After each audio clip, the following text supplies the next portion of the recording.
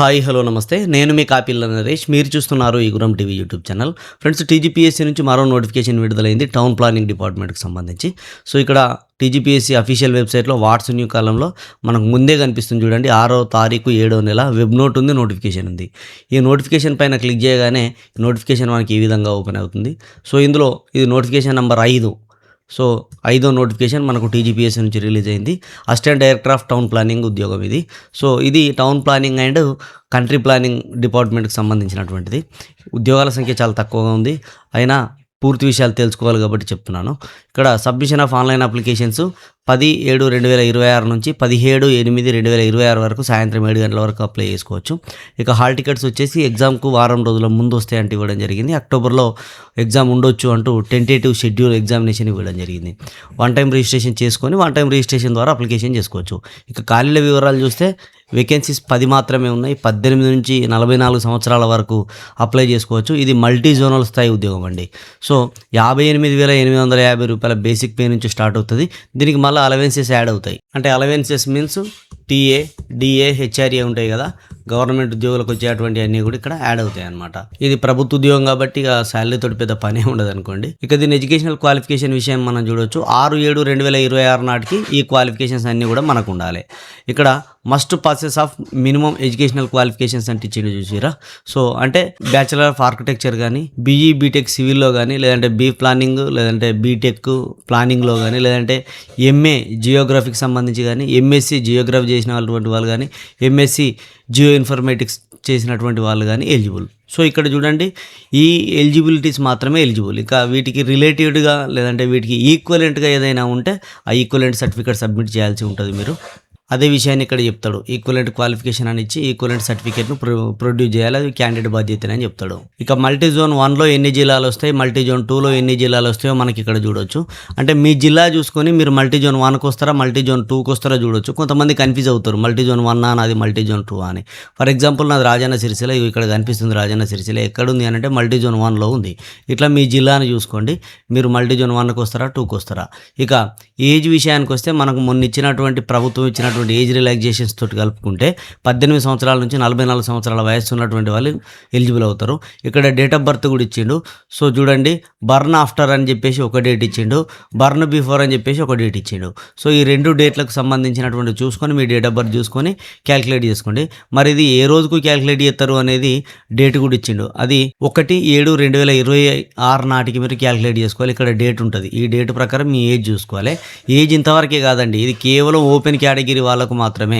ఇక రిజర్వేషన్ ఉన్నటువంటి వాళ్ళకు రిలాక్సేషన్స్ వర్తిస్తాయి. ఎస్సీ, ఎస్టీ, బీసీ, ఈడబ్ల్యూఎస్ అందరికి కూడా 5 సంవత్సరాల ఏజ్ రిలాక్సేషన్ వర్తిస్తాయి. అంటే 44 ప్లస్ 5 సంవత్సరాలు అనమాట.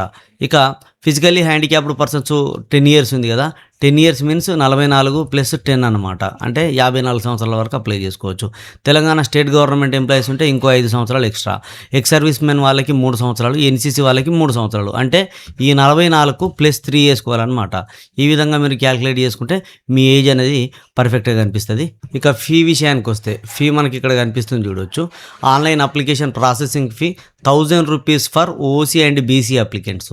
సో ఓపెన్ కేటగిరీ అంటే అది వేరు, బీసీకి రిజర్వేషన్ ఉన్నా కూడా 1000 రూపాయలు కట్టాల్సిందే, జాగ్రత్తగా చూడండి ఇక్కడ. ఇక 500 rupees for SC, ST and PWD. Reservation SC, ST, PWD ఉన్నటువంటి వాళ్ళు 500 కట్టాలి. దీంతో పాటుగా ఎగ్జామినేషన్ ఫీ ఉంటుందండి. ఈ ఎగ్జామినేషన్ ఫీ అనేది 120 రూపీస్ ఉంటుంది. అయితే ఇక్కడ ఒక విషయాన్ని గమనించాలి, ఈ ఎగ్జామినేషన్ ఫీ అనేది అన్ఎంప్లాయిడ్ కట్టాల్సిన అవసరం లేదు. ఎవరైతే ఎంప్లాయీస్ ఉంటారో ఆ ఎంప్లాయీస్ మాత్రం ఖచ్చితంగా కట్టాలి. ఎందుకంటే అన్ఎంప్లాయిడ్ వాళ్ళకు ఇది ఎగ్జిబిషన్ ఉంటుంది. ఆ ఎగ్జిబిషన్ పొందాలి అని అంటే సర్టిఫికేట్ వెరిఫికేషన్ టైంలో మీరు అన్ఎంప్లాయిడ్ సర్టిఫికేట్ అనేది ఇవ్వాల్సి ఉంటుంది. అంటే మీరే సెల్ఫ్గా ఒక సర్టిఫికేషన్ చేసి ఇవ్వాలి. అది సర్టిఫికెట్స్ అన్నీ కూడా టీజీపీఎస్సీ వెబ్సైట్లో మనకు ఇస్తాడు, చూడొచ్చు.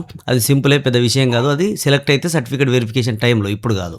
ఇక ఆన్లైన్ ఎగ్జామ్ సెంటర్స్ వచ్చేసి అన్నిట్లాగే హైదరాబాద్, కరీంనగర్, ఖమ్మం, వరంగల్, నిజామాబాద్ కేవలం 5 సెంటర్లు మాత్రమే మనకి ఇక్కడ ఇవ్వడం అయితే జరిగింది. ఎందుకంటే ఇది సిబిఈటీ లాగా, అంటే కంప్యూటర్ బేస్డ్ టెస్ట్ లాగా ఆన్లైన్లో జరిగేటువంటి ఎగ్జామ్. ఆన్లైన్ ఎగ్జామ్ కాబట్టి తక్కువ సెంటర్స్ మాత్రమే ఇస్తారు. ఇక్కడ నుంచి వచ్చేటువంటి ప్రతి నోటిఫికేషన్ కూడా సిబిటీఏ ఉంటుంది, ఆఫ్లైన్ అనేది ఉండదు. ఇక మనకు అనెక్సర్ 1లో బ్రేకప్ వేకెన్సీస్ అనేది ఇచ్చిండు. మల్టీ జోన్ 1లో 5 ఉద్యోగాలు, మల్టీ జోన్ 2లో 5 ఉద్యోగాలు అయితే ఉన్నాయి. సేమ్ ఉన్నాయండి ఇక్కడ. మనం చూడొచ్చు ఓపెన్ కేటగిరీలో అంటే అన్రిజర్వ్డ్ వాళ్ళకు ఒకటి ఇచ్చిండు. ఎల్ అంటే లోకల్ అండి. ఇక్కడ చాలామంది లేడీస్ అని అనుకుంటారు, కాదు ఎల్ మీన్స్ లోకల్ అనమాట.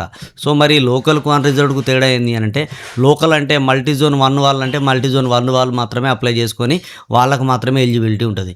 యూఆర్ అంటే ఈ మల్టీ జోన్ 2లో ఉన్నటువంటి వాళ్ళు అప్లై చేసుకోవచ్చు. మల్టీ జోన్ 2కు బయట ఉన్నటువంటి వాళ్ళు అంటే అదర్ స్టేట్ వాళ్ళు కూడా అప్లై చేసుకోవడానికి అవకాశం ఉంటుంది. ఓవరాల్ ఇండియా నుంచి అప్లికేషన్లు తీసుకుంటారు కాబట్టి ఇందులో ఏ ఇండియన్ అయినా అప్లై చేసుకోవచ్చు. కాబట్టి వీళ్ళకు ఈ అన్రిజర్వ్డ్ పోస్టు అండ్ ఇండియన్కు ఈ అన్రిజర్వ్డ్ పోస్టు 2 అన్రిజర్వ్డ్ పోస్టులకి ఎలిజిబుల్ ఉంటారు. అట్లా అని వాళ్ళకే అని కాదు, వాళ్ళు ఎలిజిబుల్ ఉండేటువంటి ఉద్యోగాలు మాత్రమే ఇవి. వీటికి అందరూ ఎలిజిబులే. ఇక్కడ టాప్ ర్యాంకులో ఎవరైతే వస్తారో వాళ్ళ ఆప్షన్ బట్టి ఇదా లేదంటే ఇదా తను ఏది సెలెక్ట్ చేసుకుంటే అది ఇస్తారు. దానికి రిజర్వేషన్లతో సంబంధం లేదు, లోకల్తో సంబంధం లేదు. ఇక అది ఇచ్చిన తర్వాత లోకల్లో ఇచ్చినటువంటి ఈ 2 కానీ లేదంటే మల్టీ జోన్ 2లో ఎల్లులో ఇచ్చినటువంటి ఈ 2 కానీ ఎక్కడి వాళ్ళకి అక్కడే ఇస్తారు. అందుకే రిజర్వేషన్ చూడండి, బీసీఏలో ఒకటి ఉన్నది, అది ఎక్కడ ఉన్నది లోకల్ వాళ్ళకే ఉంటుంది. ఇక బీసీఏలో మల్టీ జోన్లో ఒకటి, మల్టీ జోన్ 2లో ఒకటి ఉన్నది, అది కూడా లోకల్లోనే ఉంటుంది. మిగతా అన్నీ కూడా లోకల్లోనే ఉంటాయి. అన్రిజర్వ్డ్లో వేరే కమ్యూనిటీకి చాలా తక్కువ పోస్టులు ఉంటాయి. మీన్స్ అసలు ఏళ్ళ మీద లెక్క పెట్టేది, ఇక్కడ ఒకటే పోస్ట్ ఉన్నది చూడూరి. ఇక ఎస్సీ గ్రూప్ 2లో ఒక పోస్ట్ ఉన్నది 2 జోన్లలో 1+1. ఇక్కడ మొత్తం టోటల్గా 4+1 5 పోస్టులు, ఇది కూడా 4+1 5 పోస్టులు, మొత్తం 10 పోస్టులు ఉండడం జరిగింది. చాలామంది అనుకుంటారు అసలు పోస్టులు లేవు, నేను ఎట్లా అప్లై చేయాలి, బీసీఏ బీసీబీ బీసీసీ బీసీడీ వీళ్ళందరూ కూడా. సో అన్రిజర్వ్డ్లో ఉన్నటువంటి పోస్టుకు మరియు ఇక్కడ లోకల్లో ఉన్నటువంటి పోస్టుకు మీరు ఈ రెండింటికి ఎలిజిబుల్ అవుతారు. అంటే ఇక్కడ 3 ఉద్యోగాలకు, ఇక్కడ 3 ఉద్యోగాలకు. మీన్స్ మల్టీ జోన్ 1లో 3, మల్టీ జోన్ 2లో 3 ఉద్యోగాలు ఉన్నాయి. వీటిని మీరు చూడకుండా మాకు లేవు కదా అని చెప్పేసి అప్లికేషన్ చేసుకోకుండా ఉండకూరి. ఖచ్చితంగా ఇవి కూడా మీయే.